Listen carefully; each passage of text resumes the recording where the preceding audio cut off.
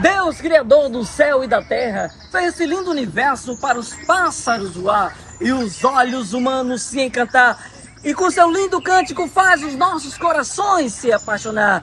E o homem, na sua hipocrisia de amar, forma uma gaiola na condenação do julgamento do amor forçado, tirando a liberdade dos pássaros voar. Diga sim, liberdade aos pássaros.